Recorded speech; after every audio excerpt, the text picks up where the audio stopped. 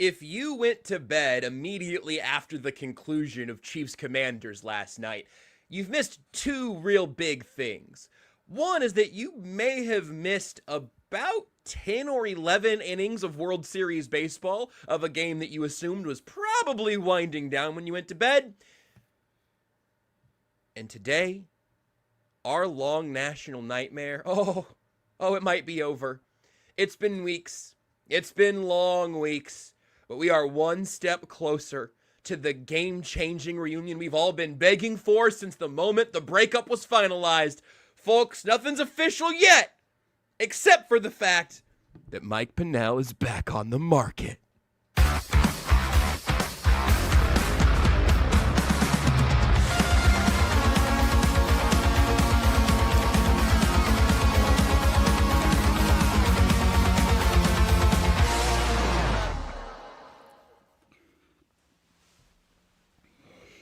You, Cincinnati Bengals. I don't know what you guys are doing exactly. It seems like they've got more roster spots than guys right now. Well, that's fine by me. They've got their own problems.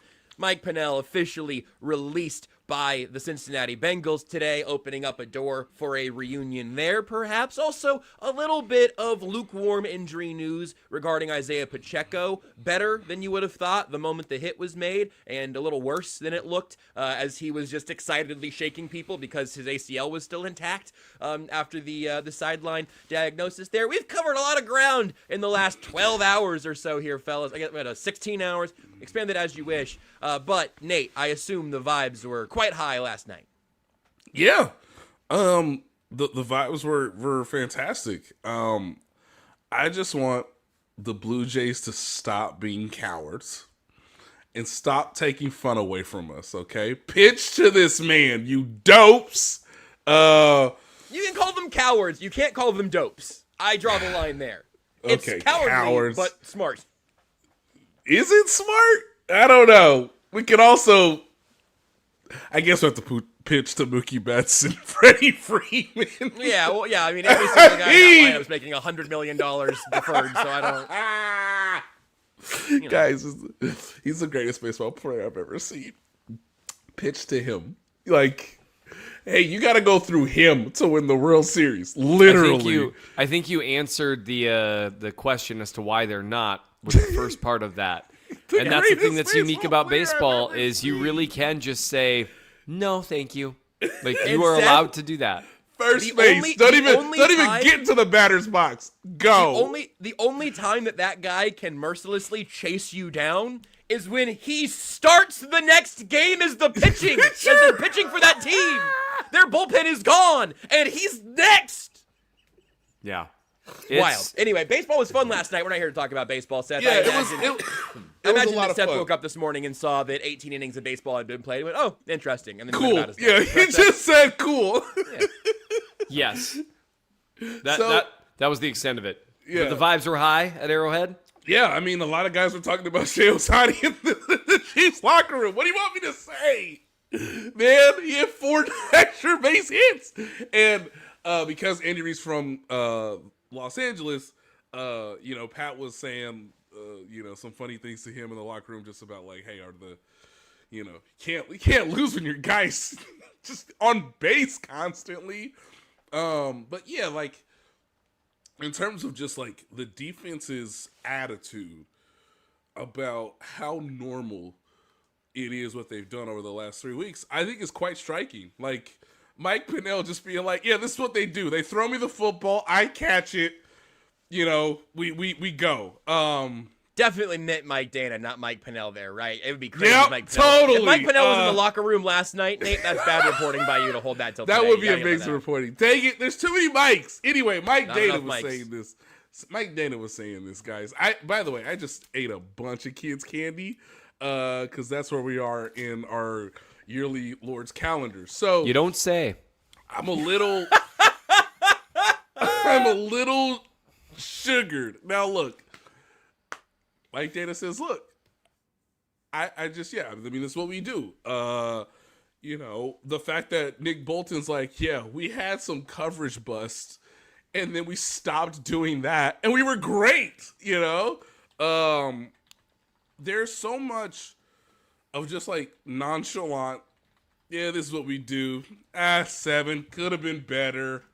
Could have held them. Could have shut them out.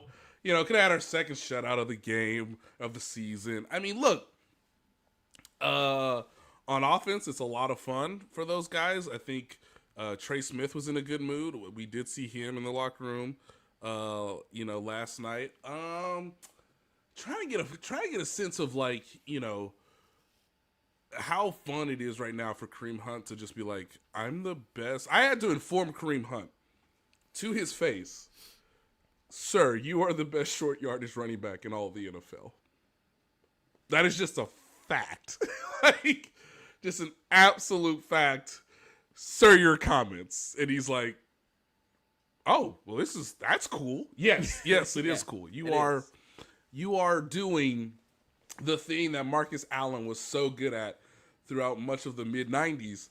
But yeah, just a whole hum. I guess we'll go out there and do our jobs for a second half after one of the most eccentrically weird first halves of Chiefs football games, where of course we all know they only play weird games, but boy, they really ratcheted it up right after the coin toss. I think that the splitting into the halves of this game is probably the most interesting part of it, at least for me, because we've seen some really good games recently. We've seen a bad middle 8 against the Jags. We've seen slow start that they never fully pick up from, and that's not what happened here. This was a weird first half and a slow, sputtering start on the scoreboard front, at least. And in the second half, you saw that the momentum of some of those drives that was already working, you saw those turn into points, and the defense just didn't let anything impactful happen from that point forward. So, Seth, I'm just going to roll straight from the vibes into the offense. You've already written about it in the Chief from the North newsletter. I think a shockingly small number of typos considering when it was published. I give you a hard time when you have typos over expected. This is a typos under expected story for you, I believe. It's a pretty long one, and you put a lot of words down, and I understood most of them. But take me through. I think I just touched on one already there in terms of maybe a misconception about how the Chiefs offense started the game and what really stood out to you about what they've begun to do here these last few weeks. Absolutely. I mean, it's really easy to talk about, they should have done this, that, and the other thing on offense in their first 2 drives. They turned the ball over. Like, that's it. Like, right. Sometimes it's like, that, and everyone's going to have to be patient with me. I got sick a couple weeks ago, and now it's settled in my lungs because that's what happens to me with everything. Yep.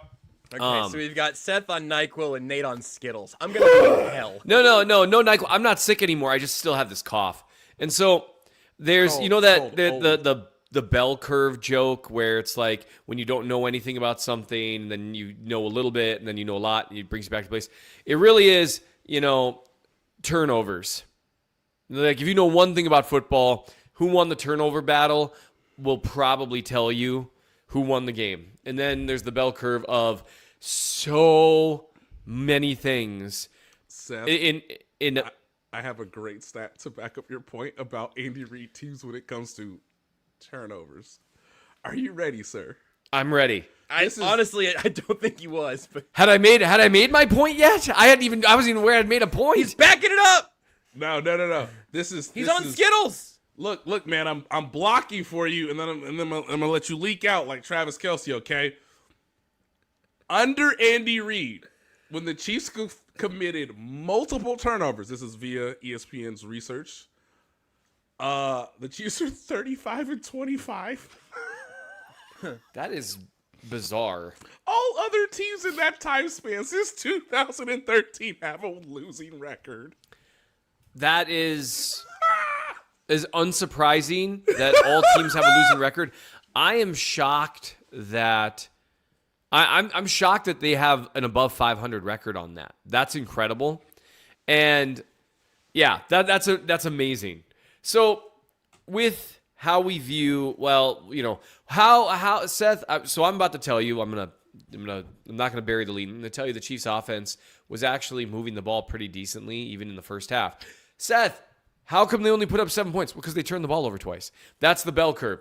Well, turnovers are super important. And then you have all this other stuff where there's more football knowledge than you could ever even think of. This room, this stadium full of interconnected levers that contains so much beauty, so many things that are fun, like a Rashee Rice touchdown that's set up by so many things that I'm sure we'll get a chance to talk about. And then you get all to that, and it's like, man, so turnovers, huh? Because that really, it doesn't matter if you're moving the ball great if you just give the ball back to the opposing team when you're reaching or are in scoring position. So that's how you move the ball pretty well and don't put up points is you throw a turnover when you throw a pick when you're already in field goal range, which, by the way, back shoulder throws, probably not to Hollywood Brown, Pat. Love the idea. Maybe, Kelsey, Juju, Rashee, not Hollywood Brown. Because that was, so I like, of Mahomes' 2 picks, by the way, 1.5 is on him. He shouldn't have thrown that. The corner was looking and was in good position. But, Brown is not a back shoulder throw guy. He's made some contested catches this year, but he's not a back shoulder throw. He was, actively fading away, which is literally the opposite of what you want on a back shoulder. So they were moving the ball well. When Kelsey had his drop, had he caught that, you've got first down. You're probably around the 42, maybe the 40 if he, pulls guys forward with him a little bit. You're basically in scoring range already. You can keep moving, but instead the other team gets the ball. Throws a pick to Brown, even if it falls incomplete. Yeah, that's probably 3 points because, as we talked about last week, Harrison Butker is back to kicking the ball very well and dropping down on one knee right afterward, which is not good form and probably hurts. But he's kicking the ball accurately again. Sorry, dude. I hope your knee feels okay. I don't know what to tell you. Job security. Yeah, he had to do it. That was not tenable, what was happening.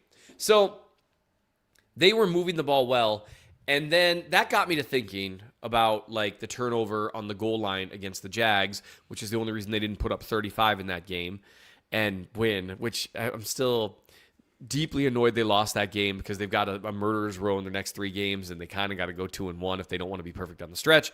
But you have a play like that where that kills a really promising drive. You have a pick against the Eagles that kills a promising drive. There's just been multiple things that have happened where good drives didn't result in points. And that got me to thinking, we people that really know the Chiefs, that are paying attention, know that their offense kind of turned it around.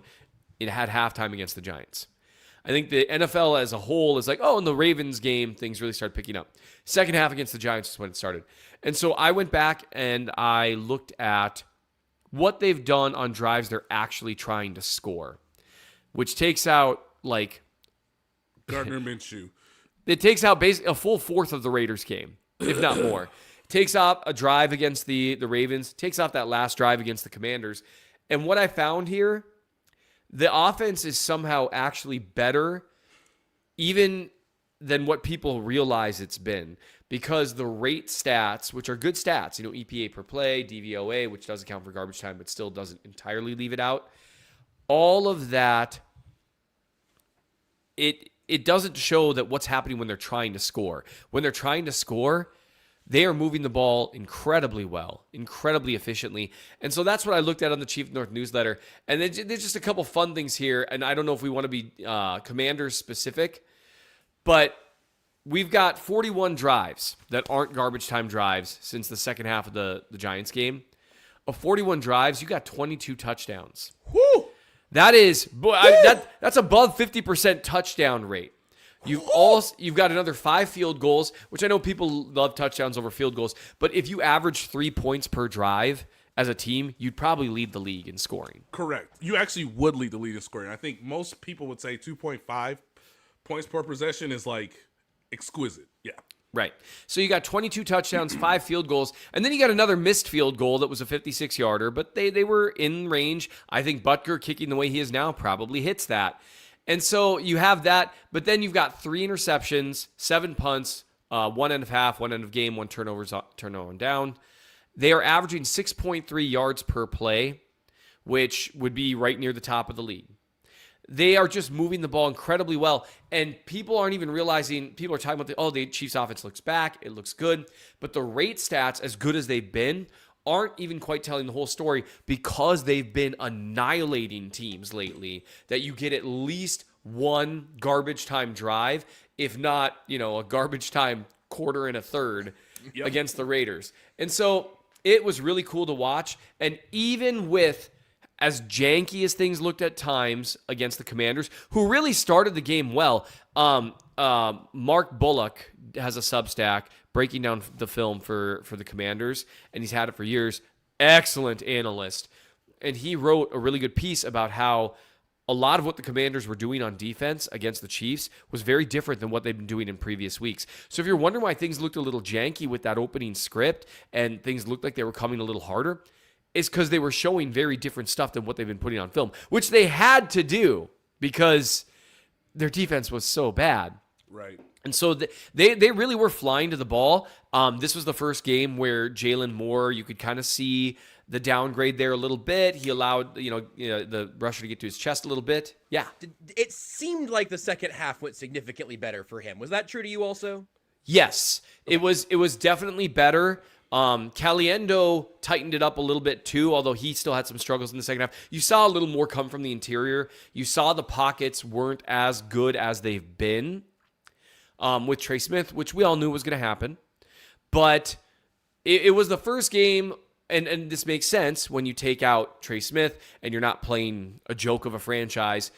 Now you're losing two starting offensive linemen, even with a really good backup, who I think Jalen Moore is probably 90% as good as Josh Simmons, 95% as good, but that 5% matters against higher end pass rushes or pass rushers. And he just didn't have, he's not a really powerful guy in his upper body. And so he got bull rushed back a few times. But there was still enough time in the second half to where it wasn't like a catastrophe. Shout out to you, Kingsley Suamata-Ia, for being part of the solution. Because if one more position folds there, that's when you have a catastrophe. To where he's felt, even though he was rushed occasionally, he was rushed in an organized way. Like you take the touchdown pass to Rashee Rice. He had to climb the pocket and he dropped his eyes for a minute, but he wasn't so hurried that he didn't have time to look back up and still make the throw. There were a couple times where, you had to bail out left, but he wasn't sprinting. He was rolling, and that makes all the difference in the world because you're square and you can make throws. Right. So even as it looked janky and just wasn't quite what you're looking for with the offense, that was in part because the Commanders really threw a lot of different stuff at them than what they'd done previously, which that's always has value. And they really were, they got pressure early, and Andy reverted faster than I'd like to, okay, we're going to dink and dunk, and the Commanders were ready for that. They did a great job. It kind of looked like some of the matchups they had last year against the Raiders and the year before, where you have really, really trying to smash the line of scrimmage stuff, and the Commanders did a good job. So that really, all that is true, but mostly, so now we've done the bell curve thing. They turned the ball over twice. That was it. Otherwise they probably have 10, 13, 14, 17. And even as it looks kind of less ugly or less pretty, you're still putting up production. And then the second half happened. And I'll leave this to you, Josh, because I'm taking us down a trail because I've gone from the general to the specific. Now I'm back to the general. They went on a run. And that's something they've been doing a lot of lately, where you'll have back-to-back touchdowns or touchdown, field goal, touchdown, or at the very least touchdown, field goal, where they suddenly on 2 possessions, you get 14 points, 3 possessions, you get 17 or 21. And that, you can see the effect it has on the opposing team's offense too. And that's another thing about this Chiefs team that differentiates them so much from 2023 and 2024. They're capable of going on runs that really, if you're the other team, you have to keep up or the game is over by the fourth quarter, which by and large, that's what we had. We had Troy Aikman saying, man, this game felt pretty close at halftime. And here we are. And wow, I'm going to compliment Patrick Mahomes and then complain that an obvious roughing call was called. Yeah, I mean that sounds like a guy who's extremely dialed in to the modern game on every level, and I have nothing else to say about that other than to call all Chiefs fans. We'll talk a little more about the Chiefs going on runs here in the next segment. But I want to let you know that you could be on the field at the 50 inside GEHA Field for the official coin toss at a Chiefs home game this season. Just visit chiefs.com/GEHA now. Enter to win a chance to be on the field for a once-in-a-lifetime view of the pregame coin toss. Plus, you can score other exclusive prizes. Enter for a chance to win at chiefs.com/GEHA. GEHA is the proud partner of the Kansas City Chiefs. We'll take a timeout, come back, talk about the offense going on some runs next. My name is Terrell Jolly. A lot of people call me TJ, founder and CEO of Integrity Capital Management. So Integrity Capital Management originally started out as a property management firm, but we slowly transitioned to what is described as an incremental development firm that's focused on situational housing. I know most people say affordable, but we believe in creating housing for people that are actually in need and built to the end user. I believe everyone needs a home because when you have home, you have hope. The reality is that when you're building a business, one thing you don't think about is like what a true banking relationship means. And, I had the honor and privilege of meeting Debbie early on in my career when I was just trying to get going. And as a small business, it's really challenging at times because people don't understand the concept or not believe the longevity because you're just getting started. But Debbie was willing to take a chance on me, be patient with me. I almost look at it like a grassroots initiative. She's seen and believe what I'm about. Anybody that's really true about their business and want to get some things done, I would definitely trust hands down Enterprise because Deb's team, along with Aaron and Jackie and all the amazing people that work behind the scenes, even from the treasury side, I would say, hey, give them an opportunity because you won't be disappointed and you will actually be in hands that actually somebody care and that will see you from start to finish.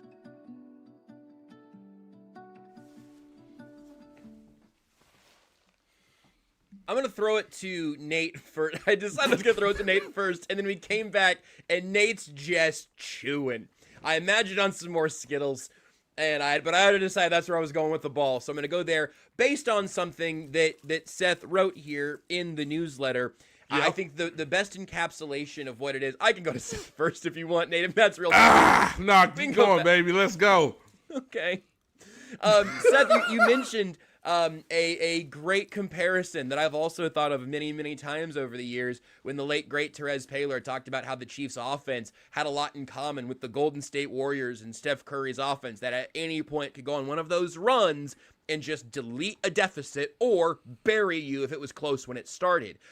Nate, I'm just kind of curious to float that in your direction here, and I want to let Seth touch the ball again on the Chiefs' offense on the runs thing before we get to the defensive side. But I do like that as a way of viewing the offense as a whole right now, what happened against the Commanders. Again, I was a little bit worried at halftime that it was just going to be weird, bad vibes all night. And then there'd be maybe not another turnover, maybe not another pick, maybe it's a fumble. Maybe it's not a turnover, maybe it's a penalty that erases a drive. We've just seen so many of those self-inflicted wound games over the years. I was a little bit nervous about that, and the Chiefs left no room for that concern in the second half. The beauty of the offense right now, even with multiple starting offensive linemen out, is the Commanders had no choice but to play a variety of zone coverage because they were scared of Tyquan Thornton or Hollywood Brown or Xavier Worthy running right by them. And, it was interesting that they played more man coverage in the first half of the game as part of that changeup that Seth was talking about earlier. But once the game got to a normal state, a normal tempo, we just saw one of the more vintage performances from the guy who is most equipped to devour zone coverage. And you have said this before, Josh, and it was really evident in Monday's game, is that is establishing the Kelsey. They tried early in the game, and Kelsey gave the ball back. Mm-hmm. But I want people to go back and rewatch that game. From the moment he has the turnover, for the next two quarters, second and third quarter specifically, he just turns into a completely different player who absolutely just destroys all zones, understands the spacing of them, understands where the routes are going, that creates bigger voids in the zones. Obviously, Mahomes and him have great chemistry. He obviously ad-libbed a route just because, for his own touchdown. He's like, well, I guess I'm running into your zone. Not anymore, and then, and then he scores. But Next Gen Stats had a great one last night that said all of Kelsey's 99 yards came against zone coverage. And yet the Commanders had to keep playing zone because if they were going to do more man than they were comfortable with, Mahomes, I assure you, would have beaten them over the top with whoever the receiver was that he could have chosen based on the protection getting better as the game moved along. So we are starting to understand that, yes, because Rashee Rice is on the field and you got to have some level of accountability for him, but also, I don't want guys running right by me. So it just creates this really nice ecosystem for Kelsey to be part of what he was in those 2018, 2019 versions of the offense where they could go on runs because that dude is just always open. And you can throw him the ball whenever. And as long as Mahomes has plenty of protection, he's got options. So it was fascinating that because of Kelsey's ability to win within the zone coverage of the Commanders, that led to Rashee Rice getting going in the second half. And now what do, right? Because the Commanders, I guess, succeeded, but Tyquan Thornton still beat them. I don't want to make it, I do not want him to get lost in all of this. Tyquan Thornton's ability to prove it for a month is still having a cumulative effect because the Commander said, no, please don't. Stop running 9 routes. And then Kelsey just sort of, I'm just going to duck over here because the perimeter defender is in either some version of quarters or cover 3, maybe even cover 6 to some degree. And because you've pushed him, I'm just wide open, man. So it was one of those vintage performances which allows the offense to be at its most explosive because now, I know we're going to talk about the future, but Kelsey at least demonstrating that he can give you 99 yards will be really serving Rashee Rice well, but it'll serve the deep shots well moving forward, I think. And it just puts defenses in that hypothetical that the rhetorical question you throw out there. So what are you going to do? Who are you going to cover? What are you going to do now? A quick look at the snap counts also. I was surprised to see a couple of these numbers this morning.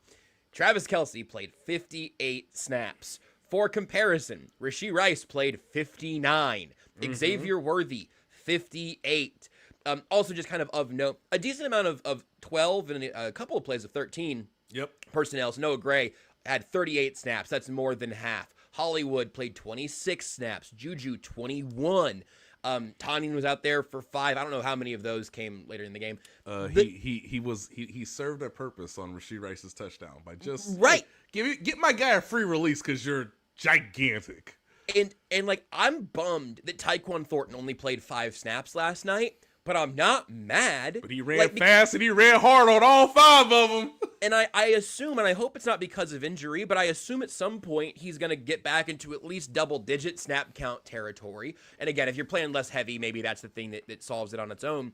And guys get banged up. But again, I really wanted Tyquan Thornton to continue to have a role after this whole receiving room got healthy and Rashee Rice was no longer suspended. But if you're going to tell me that there is not an inflated snap count here where it's I can't believe they played Juju 75% of the snap. They didn't. Seth, I'm curious as to your angle on it here and kind of the next iteration of where the offense is and where it goes. I don't really have any nitpicking to do there. I just want more of those guys to get the ball more often because they have a wide receiving room worth feeding. Yes. I completely agree with you. I'm on the same page as you. I was just looking up very quickly Browns game-by-game snap counts. I can pull that up for you if you want. Oh, I've got it looked up because he was the last 2 games 33%, 37%. And so, like you said, it's not like if maybe someone's beef might be something like, well, Brown isn't doing quite as well as maybe we'd like to see. And so, maybe he's seen 33% of the snaps. Juju Smith-Schuster, 30%, 35%. So it's not like Tyquan is missing out because other guys are seeing this extraordinarily high snap count. And you make a good point with that. Right now, based on the way teams are playing the Chiefs, and you got to remember that they're generally going to respond to personnel in the sense of, yes, who's in the game, but mostly, they don't have time to really go through which receivers are in the game. They see 11, they see 12, they see 13. They see the personnel numbers, and then once you're on the field, then you figure it out. And that's an advantage for the Chiefs because teams right now, remember we talked about the accordion, right? It goes out and in, out and in, out and in. And right now, the accordion with the way defenses are playing the Chiefs is out.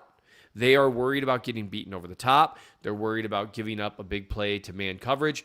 They're also worried about, because the way Worthy executes some of those shifts and motions and some of that stuff that Andy Reid has him do, well, then the problem is you're trying to run a guy all the way across the field against a guy with a head start. That's something the entire league has done to make man coverage more difficult. It's tough to execute match at a really high level consistently. And so right now, that's where the accordion is. My assumption is with the Chiefs, because they've kind of been pretty short game centric a couple games in a row now, that we might see a little more, okay, well, all right, well, now we know they're going to play Juju more and Brown more, and they're not quite as much threats over the top. And Brown's hit just enough intermediate stuff. He didn't do much against the Commanders, but he's hit enough intermediate stuff that it's not like you can just sit shallow on him. And so my assumption is the accordion's going to shrink again, and then the Chiefs are going to go over the top to Thornton again. And there's also the fact that they are willing to run the ball and have been running it fairly well with okay efficiency. Not perfect, but good enough efficiency and with just enough explosives here and there to make teams pay. So you just run out of options, right?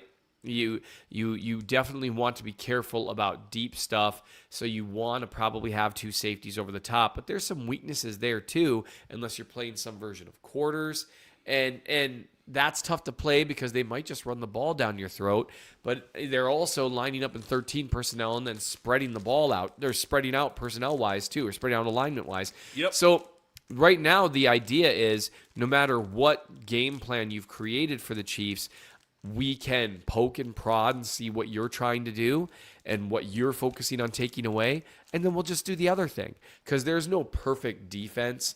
The best thing that you can do is have great defenders, right? If you got a bunch of guys that are winning one-on-one matchups. And that's where the Chiefs now, my assumption is the next iteration will be teams trying to play a lot of two-man or some other iteration of man coverage. And then we're going to see Andy Reid start to spam mesh and motion stuff and various screens because, see, with man coverage, you're following your guy down the field. You're not watching the running back. And so now you're relying on the defensive line, you're relying on the linebackers, and it just becomes really tough. The problem with that is Mahomes has used his legs at a crazy level this year against man coverage once he sees an opening through the pocket or outside the pocket. And that's and man coverage is really tough against the Chiefs because you generally need a spy to do it. Well, it's hard to have a spy and play too high. Correct. Because now if you've got a spy and you're playing too high, now you're going to vacate the middle of the field, and Kelsey and Rashee Rice are going to dice you up. They really, especially once they get back Trey, and hey, Caliendo's managed to be in there without being a glaring weakness a couple weeks. I know they say they view him as a starter. Fair enough. I would just as soon say the longer he's in there, the tougher it'll get, and I think the same would be for clock kind of Jalen ticks Moore. on backups that get thrown in like that. You get more tape, and other teams start figuring out what your weaknesses are. Yep. After a couple of games, we saw a guy just try to run through Jalen Moore's chest multiple times. Right. To great success. To great success. And to be fair, and they actually, and this, I'll give credit where it's due. Aikman talked about this in the broadcast. They started aligning a tight end right next to him, which meant he could get set a little bit quicker. And so don't you do that to my colleague. I'll tell you what, and I tell you what, our colleagues here, KCSN, Maddie Lane talked about this too, where they started giving him a little more help. Yep. And then there we go. They gave him a little more help to where you're not as worried about getting you're not worried about getting beat around the edge as much. So then you can set up a little quicker, a little stronger for that bull rush. And Simmons, because he's got superior upper body power, doesn't have to worry about that as much. He's a better athlete too, so he doesn't have to cheat towards the edge. And you just see those physical limitations that I think make more adequate to good starting left tackle, but he doesn't have elite traits. So, but so that was a long road to a short thought, of course, of even without Simmons and even without Smith, you're putting teams in some really tough positions. And I'm not sure what the answer is for it, honestly. The best answer would be, I think, a team like Denver being able to get consistent pressure with 4 and still be strong against the run. So basically, winning in the trenches. Again, it's the bell curve of football, right? You win in the trenches, you win the game. Yeah, but there's all this stuff that you do with various... Nope, you win in the trenches, you win the game. But Coach, we couldn't block them. Yeah, and there's not a lot of that we've said that many times. Those are my favorite quotes from Chris Brown of Smart Football when someone asked him why the Chiefs didn't have better schematic plan for what Tampa Bay was doing in the Super Bowl years ago. He said, "There's not a scheme for we can't block them. We can't block them, Coach." One last thing here on the offensive side, Nate, we mentioned him earlier, but Tom Pelissero had the report earlier that it's an MCL sprain for Isaiah Pacheco that makes him considered, quote, week to week.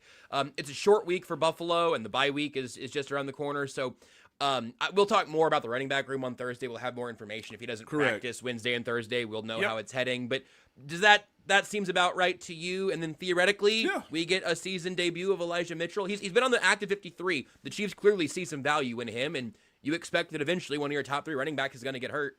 Yeah. So if I were the Chiefs, based on Pelissero's report, you would not have Isaiah Pacheco practice this week. You would give him the full week off so that he could have 2 weeks to get proper treatment, proper rest. And then you would reassess him following the bye week to see if he's able to be someone who can play. Now, they have been developing Brashard Smith as much as they can for about a month now. And it just so happens that there's not a better stage for Brashard Smith's rookie development than good old Buffalo in midseason form. In a game that will have ramifications like we always knew they would, when the season was unveiled. I do love Dr. Ozzie 15 saying that this is an Elijah Mitchell legacy game. Hey, if there's ever a time for Elijah Mitchell to turn into that third down running back or that change of pace running back or that maybe potential home run hitting running back that we all envisioned in the offseason, it would be nice. I will also say that the Chiefs have Carson Steele to consider, because have you considered how many guys commit penalties on special teams play, which was not a Carson Steele issue last year. So just keep that in mind as well. Now, there were times last year where they had Leo Chenal line up as a fullback. I'm just saying, if you want to dust some of those off too, my guest. I'm in. I don't need to hear any more. Give me the Leo Chenal offensive snaps, as many of those as I can possibly get. Let's take our second timeout, then come back and spend some time on the defense. I think there's a few interesting parallels to the way we've talked about the offensive side of the ball to what the defense did against the Commanders, where they go from here. We'll talk about that next. Chiefs Kingdom, what is your favorite touchdown? By now, you guys already know that my favorite touchdown is the next one, because with DraftKings Sportsbook, an official sports betting partner of the NFL, every touchdown could bring you closer to cashing in. From first touchdown score to anytime touchdown props or the thrill of live in-game betting, every snap is loaded with opportunity. You want spreads? They got it. Over-unders? DraftKings got you covered. Same-game parlays, regular parlays? DraftKings has it, and you need it. And here's the best part. New customers bet just $5, and if your bet wins, you'll get $300 in bonus bets instantly. Your team hitting pay dirt pays out too you. Download the DraftKings Sportsbook app now and use code KCSN. That's code KCSN for new customers to turn $5 into $300 in bonus bets if your bet wins. In partnership with DraftKings, the crown is yours. Gambling problem? Call 1-800-GAMBLER. In New York, call 877-8-HOPE-NY or text HOPE-NY 467-369. In Connecticut, help is available for problem gambling. Call 888-789-7777 or visit ccpg.org. Please play responsibly. On behalf of Boot Hill Casino and Resort in Kansas, pass-through per wager tax may apply in Illinois. 21 plus age and eligibility varies by jurisdiction. Void in Ontario. Bet must win to receive bonus bets, which expire in 7 days. Minimum odds required. For additional terms and responsible gaming resources, see dkng.co/audio. Limited time offer. All right, let's give the Chiefs defense their credit here. Seth, the parallel I wanted to draw that I think is kind of interesting is, as you say, the Chiefs offense is moving the ball pretty well. They just kept turning the ball over. Well, the Commanders' offense was moving the ball a little bit, and it's kind of funny to think back to the Leo Chanel pick of weeks ago and some other times when there has been some bending, not a lot of breaking, but the Commanders were moving down before that first pick. They moved about 60 yards before the turnover on downs. The next one wasn't as successful. They turned it over again, but they had the shorter field because of the pick. They were in opportunities to be able to make this game a steeper climb for the Chiefs, and however they did it, whatever you want to credit, the Chiefs defense really, again, bent in some ways, but never let this game get anything resembling out of hand. Yeah, it's really funny because I'm looking at the score totals of this season. And, obviously things started off tough against the Chargers. And then they lost to the Eagles, even though they only gave up 20. Gave up 9 to New York. That was before the Scatabo dart revolution. Gave up 20 to the Ravens. And my heart's broken, man. Come on. I know, me too, dude. I didn't want to interrupt Seth talking about Cam Scatabo, but I'm sorry, Seth. You mentioned his name. I'm hurt, dog. We knew him so briefly, and they took him from us. The game is cruel, man. I think he's questionable for Sunday. Yeah, I think his ankle was facing the wrong way, like a Lego guy. Like that. It was. That looked, yeah, it that was rough. officially questionable according to Brian Dable. No, that's not true. I'm making that up. He's on IR. And so, good lord. And then I'm going to leave out one game in particular for obvious reasons. You give up only 17 to Detroit, 0 to Vegas, and then 7 to Washington. Well, now, what's wrong with Trevor Lawrence? What Trevor Lawrence do wrong? Well, this whoa. This is where. This is the third game. This is the second To be fair, game. the Jaguars only scored 21 points against the Chiefs defense, technically.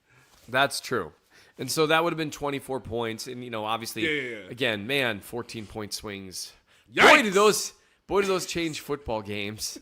Just like, well, hold on. If the Chiefs had scored 7 more and the Jags had scored 7 less, I wonder what people would say if it was 35-24. It's whatever. Yep. So, but what's interesting to me is Washington they had Scary Terry back. They had Deebo Samuel back. Marcus Mariota is obviously not nearly as good as Jaden Daniel, but he is. Is it Daniel or Daniels? I just realized I don't. Jaden Daniels? It is Daniels. Yeah. Great. Yeah. Yeah, because it's really only Chase Daniel. He's the only Daniel as opposed to Daniels. Deebo Samuel, I heard get an S Samuel. yesterday too. Nice. So I mean, it's a toughie. There's remember that landmines everywhere. He's Deebo Samuel Sr. And so That makes it even tougher. And so the Commanders, they're not the Raiders, right? They are a legitimate NFL offense.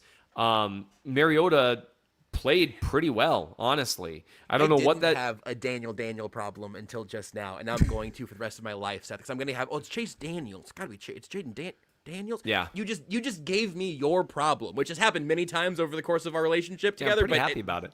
Happening on the podcast this only- way is rare. If only that was more of a transfer and less of a spread.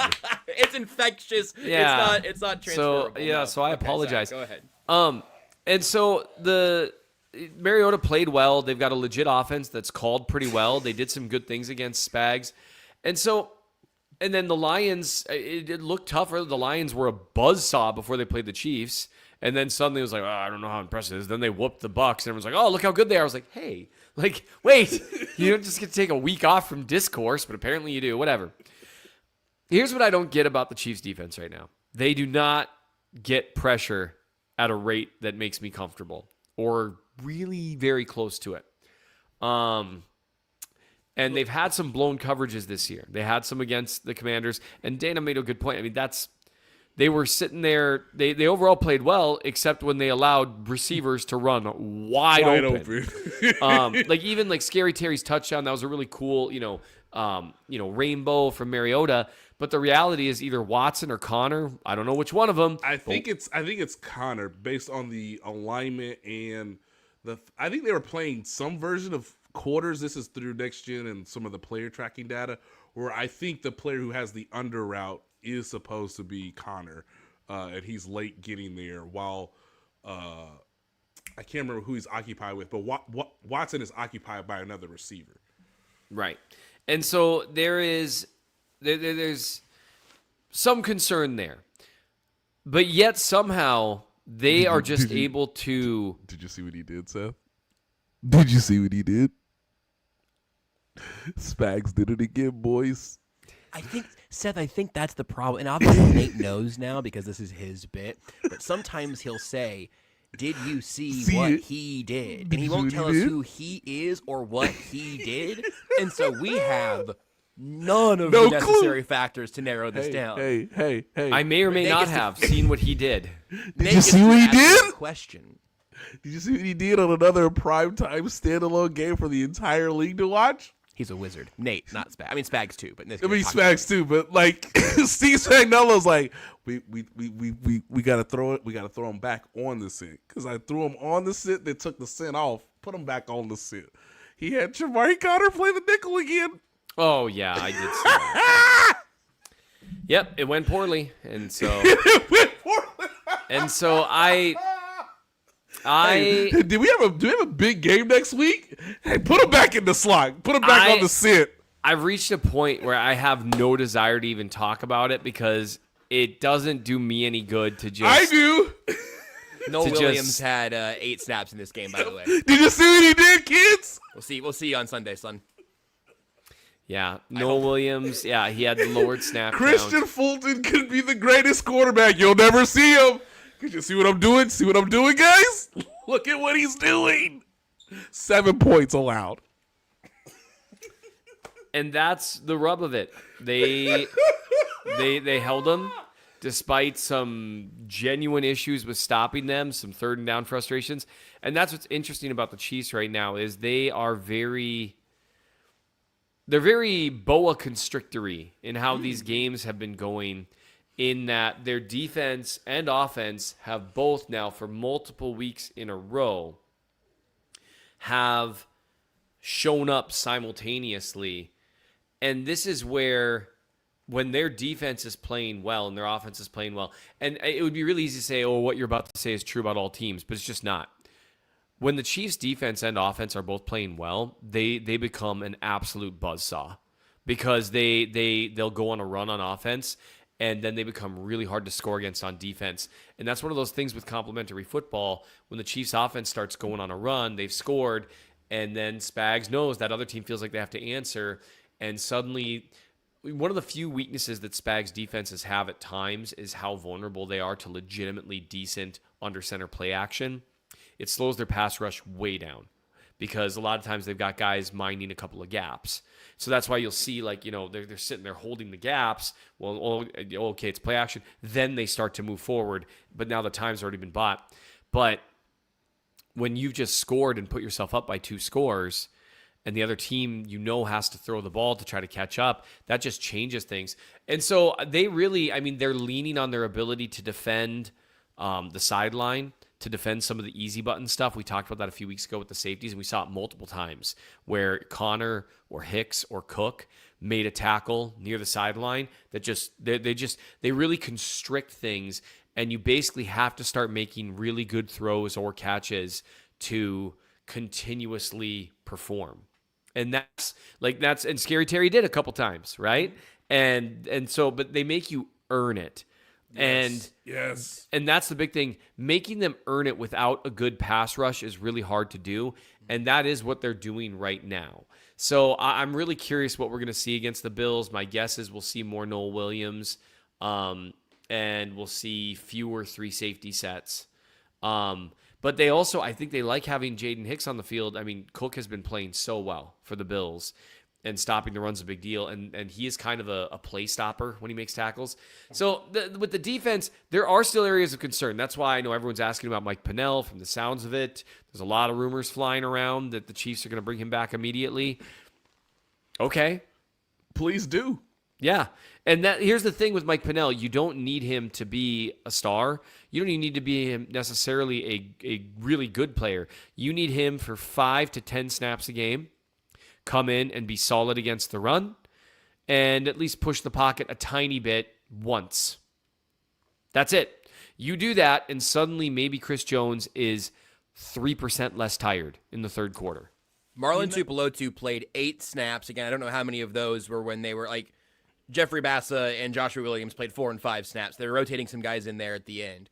Yeah. Chris right. Jones Tell him, played Josh. 44 snaps in this game. Shamari Connor played 48. Watson, McDuffie, 48. Bolton, Tranquil, 46. Chris Jones played 44 snaps. George Karlaftis played 37. Chris Jones is out-snapping George Karlaftis, the Energizer Bunny defensive end that he is.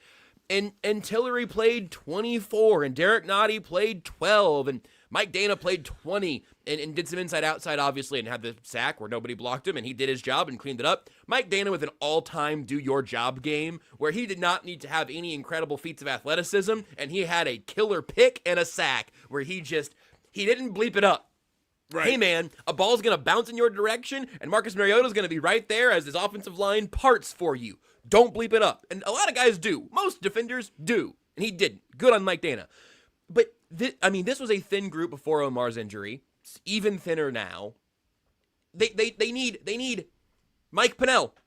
Like I think we've watched Mike Pennel now enough. If he could just do some of that again, cool.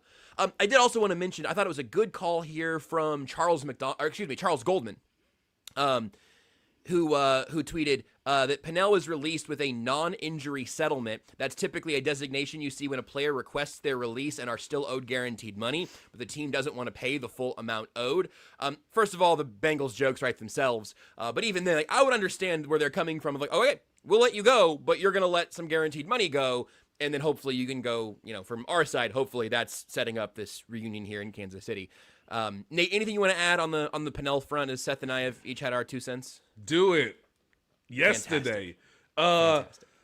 Look, Chris Jones has been advocating for weeks. And Since he was on the Bengals. Yes.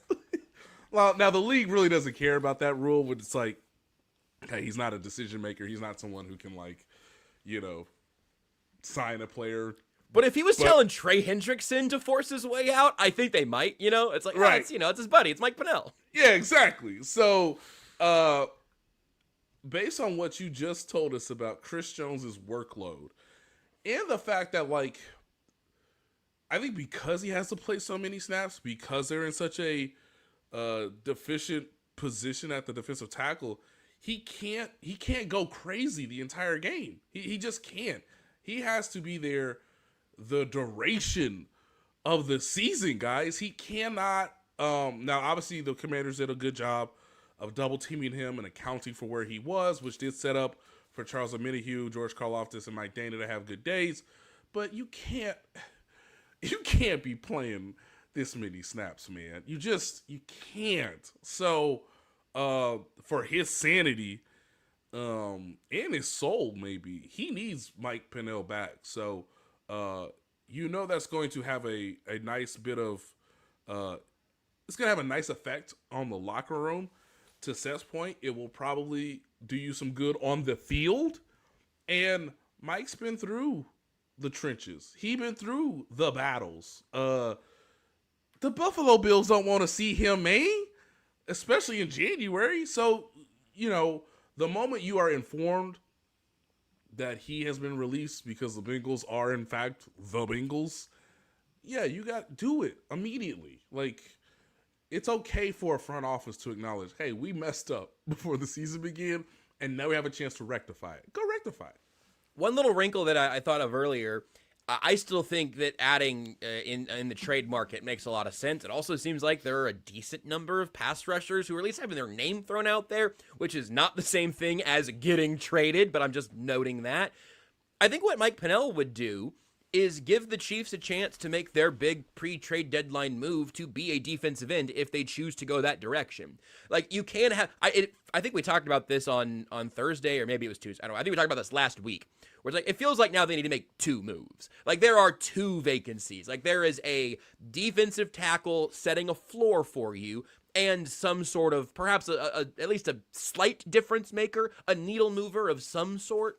Yes. Now I think it could just be, hey, find the defensive lineman who Veach likes, who Spags likes, and isn't going to cost you a ton. And I think if that's a move they make before the deadline, I think we'll all be better for it. I wanted to mention this. We'll always talk a lot of the Bills game on Thursday. We'll be fully in Buffalo mode by then. But this next 3-game stretch here, Seth, I mean, it leads into the Cowboys on Thanksgiving. Obviously, the Cowboys are not a good all-around football team right now. But if you told me that the Cowboys and a good offense at home on Thanksgiving was going to do something weird, I'd be aware of that. But these next 3 games in the AFC, in the race for the conference, and then specifically the AFC West, in 3 games, 4 weeks because of the bye, the Chiefs go at Buffalo, bye, at Denver, the Broncos will be on a mini bye because they play Thursday night the week before, and then hosting the Colts at the end of November, a little less than a month from now. That is a gauntlet, and that is going to determine a lot of things about the AFC. Well, that's the, Colts off a bye also there. Thank you, Tucker. Jeepers, the Colts off a bye. And man, they've been playing well. They're very, very well coached, and they've got excellent personnel all over the field. Are we talking about the Colts? We are. Bring her out. Bring her out. Oh, Let's go. I'm not doing this. Let's go. I am. Carly. I now know her name. Okay. That's when you know you've made it. I mean, Carly, get them fits off and get her a headset, man. Can you imagine if Clark Hunt had a headset on? Could you imagine if Clark Hunt was taking notes on the sideline, Seth? How can you not love this? She said, hey. I'm not paying attention. Carly said, I don't want to give people millions of dollars as a mistake.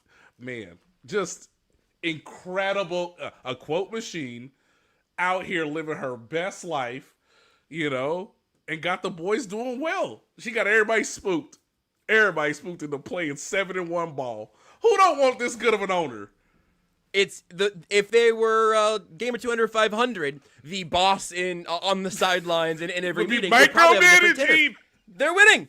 They're winning. What are you gonna do? She's micromanaging in the best, most entertaining way possible. And you know what? If that wasn't Jim Irsay's daughter, I wouldn't believe it. Okay. That's right. No, the aura surrounding the Colts holistically right now feels kind of perfect for the incredible, bizarre, so far Cinderella season that they're having there. But I still have the Colts are good. I'm in. The Colts are good. I don't know if they're great. I don't know if they're going to win the Super Bowl. They're good. The Broncos are fine.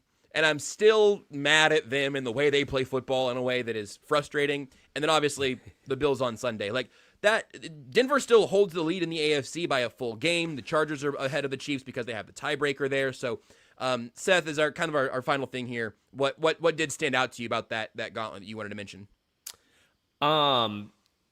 What you're looking at there is currently the number 1, number 3, and number 5 seeds in the AFC. Whew! And Buffalo's the 5, right? Yeah, and so you're looking at teams. Obviously, the Broncos are in the AFC West, but I mean, you right now you've got a team in the Colts because I mean the Chiefs, in theory, they've only got 3 losses. That 1 seed's not out of reach. Nope. But you got to beat the Colts to have that 1 seed at all within reach. Even if you beat the other 2 teams, if you lose to the Colts, now you're 2 games back and a tiebreaker. That's almost impossible without perfect football. But with the Broncos, they've got an opportunity to give them their 3rd loss and then hold the tiebreaker over them, which is important because the Chargers, they have a tiebreaker over the Chiefs, and it's not like the Chargers are completely out of the picture here, although the injuries are piling up, man. And then the Bills are the Bills. I mean, these are teams that they have a chance here to reset the entire balance of power in the AFC. Even if, let's say, they come out of it 3-0, and the Colts win their one other game, and they only lose to the Chiefs because they've got a bye. So they'd technically still be the 1 seed at that point. But I don't think anyone in the league would be like, oh, well, the Chiefs might still be like that. They would put themselves in such a great position after digging themselves in a hole early in the season. So on the flip side, you lose 2 of these games, and you have, especially depending on who you lose to, and you've set yourself up to where you essentially have to be close to perfect to win the division or get the 1 seed. Or you're hoping other teams stumble. And so this is an incredibly, this is their hardest 3-game stretch left. This is kind of where the early struggles and a couple of games that they should have won made 2 of these kind of not a must win. Nothing's a must win. They could lose all 3 of them and still make the playoffs. But boy, if you go 0-3 here, you're in real trouble because now you got 6 losses, and now you're praying that other guys beat each other up. So this is a huge stretch, and honestly, one that I'm a little worried about. I don't like when you said the thing about 3 losses, so I am going to note that on my official Only Weird Games bingo card, I am definitely counting Seth. I think Seth there said balance of power, which was interesting because it's a different context, but I heard bounce of power, and I went, oh, that's a bingo card spot. So we're still very far away from a bingo on this supersized card right now, but I am trying to stay up to date on it. That'll do it for us. We've got an hour of Chiefs goodness for you here. We'll be back again to do it again on Thursday with a lot more about the Buffalo Bills. We'll know a little bit more about Mike Pennel, perhaps, Isaiah Pacheco, Trey Smith. We'll find out. So we'll keep our ear to the ground in the meantime. But until we can talk to you again on Thursday, Nate is going to get us out of here. You want the sport to grow. Okay, that's all we're here for, guys. We want the sport to grow. We enjoy the sport. I hope people get this reference. Josh, we got a stepped-on product Sunday. It wasn't right. You and I both know it wasn't right. That cocaine they were selling us in week 1, that was not the cocaine I got Sunday. Somebody stepped on it, put some other ingredients in it. If it was not for Andy Dalton doing some of the most idiotic things I've ever seen a veteran quarterback do, you're right, Paul. The coke wasn't hitting. Okay, I was sitting on my couch surrounded by just a circle of baking soda, man. It just was not. It just was not what they. I have a quality when I come to the NFL on Sunday. Quality, and what we got wasn't quality, man. That was garbage, dog. Hey, be better. Halloween witching hour too, by the way. And the witchiest thing we got was Jets Bengals. Which was pretty weird. It was. But like Cowboys, Broncos, I said, hey, you know what? It's gonna kick in. It just took a little bit. It's gonna kick in. It did not kick in. So I don't know, man. Just send me more clips of Carly, man. Just brighten up my day. All right. What's the owner of the Indianapolis Colts doing? Because I'll watch.